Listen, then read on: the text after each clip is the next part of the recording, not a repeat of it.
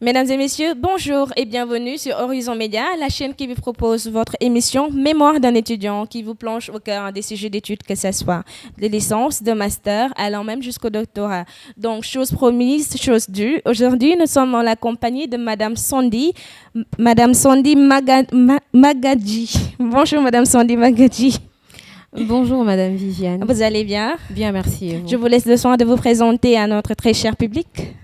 Donc, je suis Sandy Magandji, pour faire court. Sinon, je suis Magandji Mayuku Augustayan Sandy, ancienne étudiante à l'IPG-ISTI, de nationalité gabonaise. Donc, vous êtes ancienne étudiante de IPG-ISTI, qui est un groupe d'instituts privés de gestion, Institut supérieur de technologie industrielle.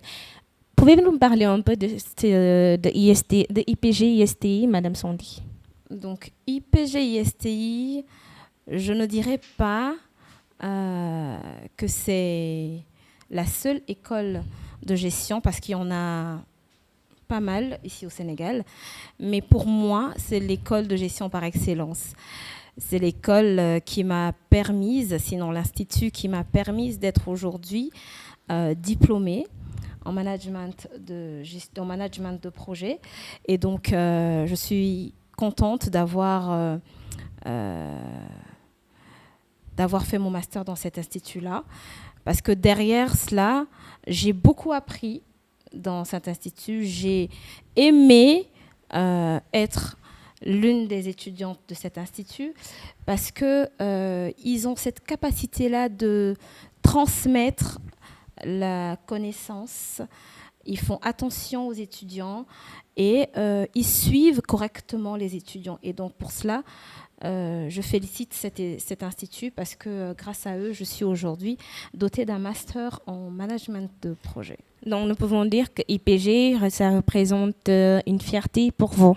Oui. Donc vous l'avez tantôt dit, vous êtes gabonaise, donc étrangère ici au Sénégal. Pouvez-vous nous dire quels ont été vos premiers pas en tant qu'étudiante ici au Sénégal? Comment est-ce que vous les avez trouvés? Comment est-ce que vous avez trouvé le cursus universitaire ici au Sénégal en tant qu'étrangère? Pour moi, ça n'a pas été très compliqué, étant donné que j'avais mon grand frère qui a fait ses études ici au Sénégal, et après il est rentré. Donc ma motivation est partie de là. Je me suis dit, mon grand frère est passé par là, il a fait un bon parcours, pourquoi pas moi? C'est de là que tout a commencé. Et ensuite, j'ai pris attache avec plusieurs universités, plusieurs écoles. Je me suis renseignée jusqu'à ce que je trouve une école qui répondait à mes attentes. D'où IPG. Pour ne dire que IPG, j'ai juste fait mon master à l'IPG en management de projet, mais j'ai eu ma licence à IHE. Donc IHE, qui est l'Institut de hautes études ici au Sénégal aussi. Mais j'ai commencé là-bas, et ensuite j'ai voulu me spécialiser dans un autre domaine, parce que j'avais l'impression que ma formation de licence, c'était de la monotonie, donc je faisais à chaque fois la même chose. J'avais envie de changer, j'avais envie d'acquérir de nouvelles compétences, et ce que IPG m'a fourni. Alors, tantôt, vous avez dit que vous avez fait votre master à IPG. Donc, vous avez eu à présenter un projet. Donc, Madame Sandy, aujourd'hui, nous vous invitons à nous parler un peu de votre projet de fin d'études. Donc, déjà, à l'IPG, on fait des mini-mémoires en un. Pour ma part, j'ai eu droit à développer 3 sujets, dont 2 en français dans mes matières, je dirais, de base, par rapport à... sinon dans l'une de mes matières, dans certaines de mes matières de base, par rapport à ma formation en management de projet, et un mini-mémoire en anglais. Ouais. Donc, s'agissant de mes sujets en français, j'avais développé en premier thème l'étude d'impact environnemental, qui avait pour sujet étude d'impact environnementale et socio-économique de l'autoroute à péage Dakar-IBD. Et en second thème, j'avais développé en management de la qualité. J'avais développé l'audit interne comme outil d'amélioration du système de management de la qualité. Et j'avais pris le cas de Free Sénégal. Donc, s'agissant de... Je vais prendre mon premier thème, celui que j'ai pris plaisir à faire des recherches, j'ai pris plaisir à acquérir des connaissances parce que c'est un sujet qui me tenait à cœur. Pourquoi il me tenait à cœur? Parce que quand je suis arrivée au Sénégal, j'ai été émerveillée par cette autoroute-là. Et après, j'ai fait des recherches pour savoir ce qui tournait autour de cette autoroute, pour avoir une histoire derrière cette autoroute-là. Et développer ce sujet m'a fait comprendre, m'a fait acquérir de nouvelles connaissances concernant l'autoroute. Parce que on sait que c'est une autoroute, ça facilite le transit entre Dakar-Aïbédé et vice-versa, avec les différents péages qu'on trouve. Mais en dehors de ça, il regorge de beaucoup d'informations. Si on parle sur le côté socio-économique, il a développé des emplois, cette autoroute.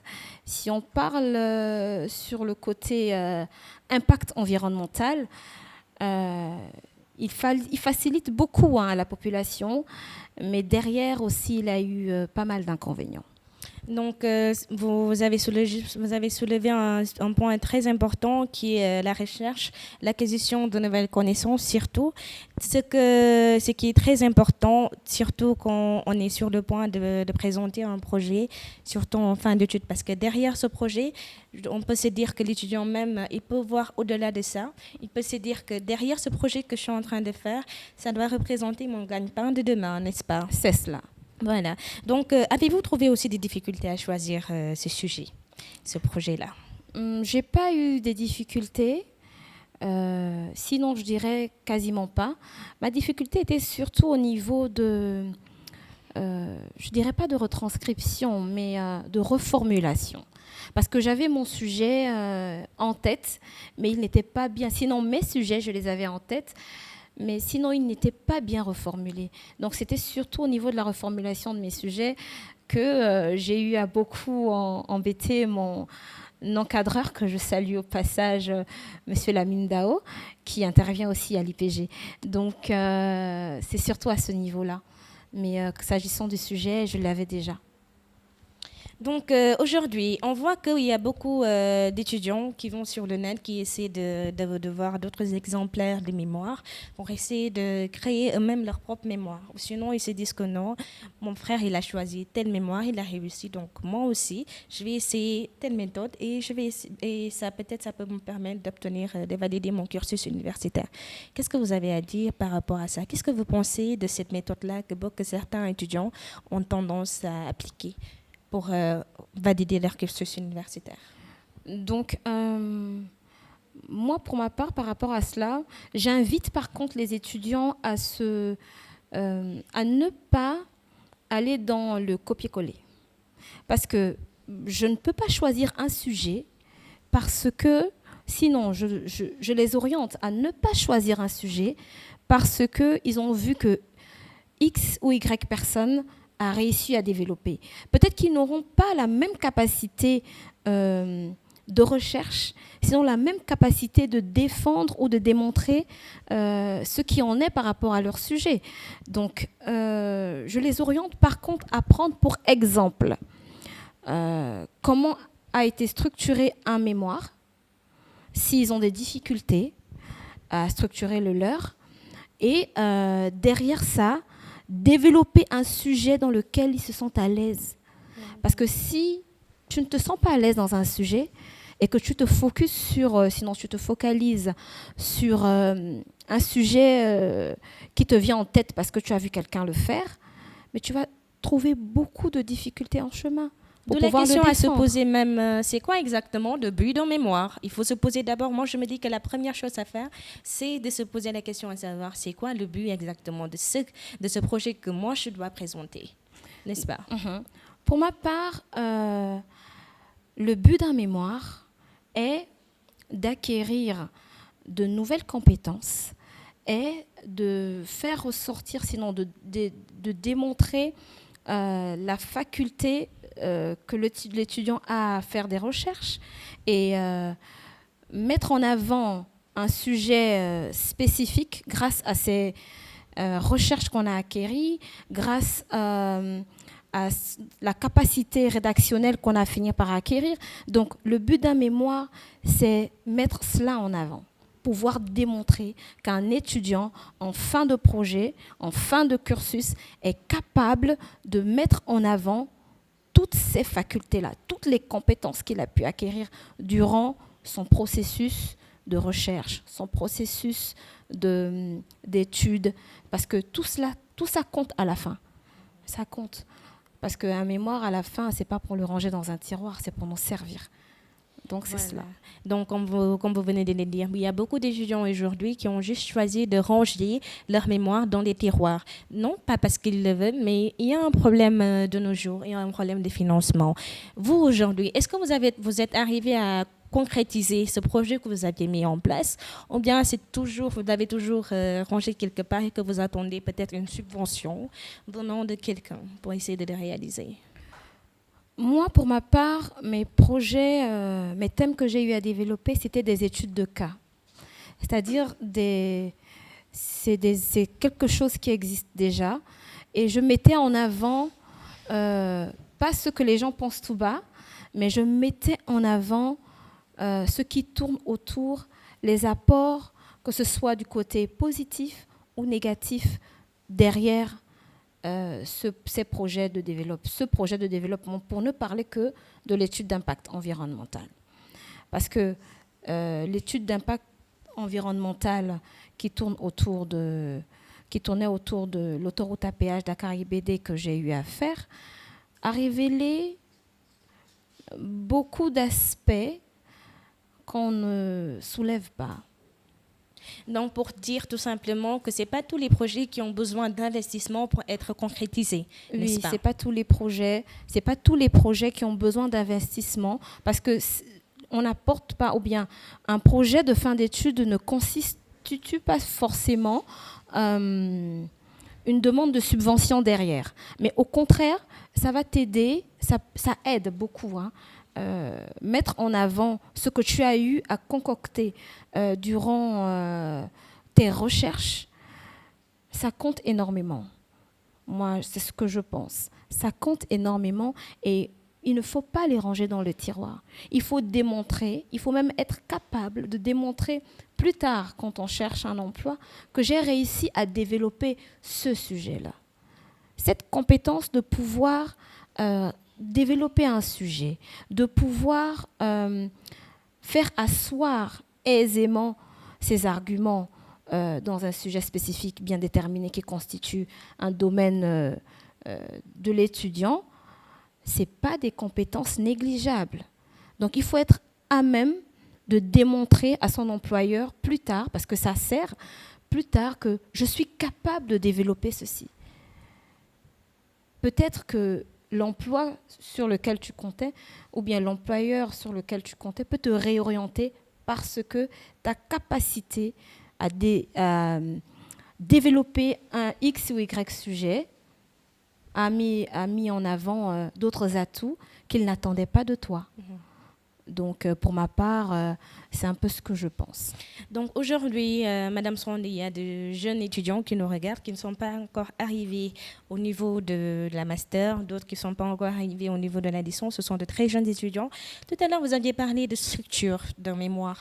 Est-ce que vous pouvez un peu nous parler, comment est-ce que vous nous expliquez comment est-ce que vous aviez fait pour essayer de structurer votre mémoire afin que vous puissiez présenter un excellent projet? Déjà, je suis partie dans ma tête sur, en pensant que ce que je suis en train de concocter, ce que je suis en train de rédiger, est juste un grand exposé que je prépare. Je suis partie de cela pour pouvoir rédiger correctement mon mémoire. En termes de structure, dans chaque établissement, il y a un cours qu'on appelle méthodologie de rédaction. Donc, dans la méthodologie, on développe essentiellement que c'est introduction, développement et conclusion, mais avec d'autres termes bien définis. Et on structure en fonction du sujet qu'on a choisi. D'accord. Donc, moi, je suis partie de cela et ça ne m'a pas perturbée. Ça fait en sorte que je n'ai pas été perturbée durant ma rédaction. Comme je l'ai souligné plus haut durant nos échanges, j'ai remercié, sinon je remercie beaucoup mon encadreur parce que les encadreurs aident beaucoup, sinon d'autres n'aident pas beaucoup. Donc le fait d'avoir un bon encadreur facilite aussi le travail de l'étudiant. Voilà. Donc l'encadrement constitue un point vraiment essentiel, très essentiel dans la constitution d'un mémoire. Oui. Alors, Madame Cindy, est-ce que le sujet de mémoire que vous avez utilisé en licence peut-il être réutilisé en master? Moi, en licence, on avait eu un projet de groupe. D'accord. Le projet de groupe était d'étudier de faire les comparaisons entre 2 microcrédits. Et ce projet de groupe, oui, il peut être individuellement réutilisé de telle sorte que je l'approfondisse davantage, en fait, ou bien l'étudiant l'approfondisse. Donc, tout sujet de mémoire, pour ma part, que ce soit en licence ou en master, c'est-à-dire un sujet de mémoire en licence peut être réutilisé en master, parce qu'il faudra juste accentuer sur les nouvelles compétences acquises. Il faudra accentuer sur des recherches plus profondes. Ne pas se limiter à ce qu'on a dit en licence pour répéter la même chose. Donc, il ne faut pas que ça soit une cacophonie. Il faudrait que ça apporte de nouveaux éléments. S'il n'y a pas de nouveaux éléments, ben, c'est comme si tu as juste pris, ou bien l'étudiant a juste pris son mémoire de licence, qu'il a ramené en master et il a changé peut-être 2 ou 3 mots dans le thème pour essayer de le reconstituer et donner l'impression que c'est un nouveau thème. C'est un nouveau thème, surtout. Alors, mesdames et messieurs, l'émission tire à sa fin, mais n'oublions pas, ici chez Horizon Média, nos conseils et orientations seront toujours à votre portée. Alors, Madame Cindy, quels sont les conseils que vous pouvez donner à notre très chers étudiants d'ici et d'ailleurs qui nous regardent? Donc, pour ma part, je dirais aux étudiants d'ici et d'ailleurs que le Sénégal est un très bon pays. Venir étudier au Sénégal était un peu, dans ma tête, était mitigé pour moi, mais à la longue, je me suis rendu compte que ici au Sénégal, tout le monde est hospitalier. On a l'impression d'être dans une très grande famille. Comme on a l'habitude de le dire, Sénégal d'Afaner. Donc, je vous exhorte à tous les étudiants qui aspirent à venir étudier ici, d'être focalisés sur ce sur quoi vous êtes venus. Le but pour lequel vous êtes venus au Sénégal, ou bien pour lequel vous aspirez venir au Sénégal, il faudrait vous focaliser là-dessus. Il ne faudrait pas mettre de côté le fait que vous êtes à l'étranger, ou bien prendre le fait que vous êtes à l'étranger comme une porte ouverte pour faire tout et n'importe quoi, sauf les études. Il faudrait mettre à l'esprit que nous sommes venus dans un pays autre que le nôtre pour rendre nos parents fiers de nous. Et comme nous sommes là pour rendre nos parents fiers de nous, nous avons l'obligation de rentrer avec un diplôme et des compétences acquises, des compétences qui reflètent le diplôme pour lequel nous sommes venus au Sénégal. Donc, ce sont les conseils que j'ai apportés à mes confrères étudiants, anciens étudiants, même à ceux qui aspirent au doctorat. Surtout. Vraiment très important ce que vous venez de soulever. Alors, Madame Cindy, nous tirons à la fin de notre émission. C'était un plaisir de vous recevoir sur notre plateau. Je vous laisse le temps de dire au revoir à notre très cher téléspectateur. Donc, merci beaucoup, Madame Viviane, pour cette invitation. J'invite tous les étudiants à ne pas négliger ce pourquoi ils ont travaillé dur, parce que c'est ce que constitue après un projet de fin d'études ou projet de fin d'études. Et je remercie les téléspectateurs de nous avoir suivis aujourd'hui sur Horizon Média. Sur Horizon Média, surtout, très chers téléspectateurs. N'oubliez pas de vous abonner et surtout d'activer la cloche de notification pour découvrir avec nous tout ce qui se passe derrière chaque mémoire. Donc, restez avec nous sur Horizon Média. On se dit à bientôt pour un autre numéro de Mémoire d'un étudiant.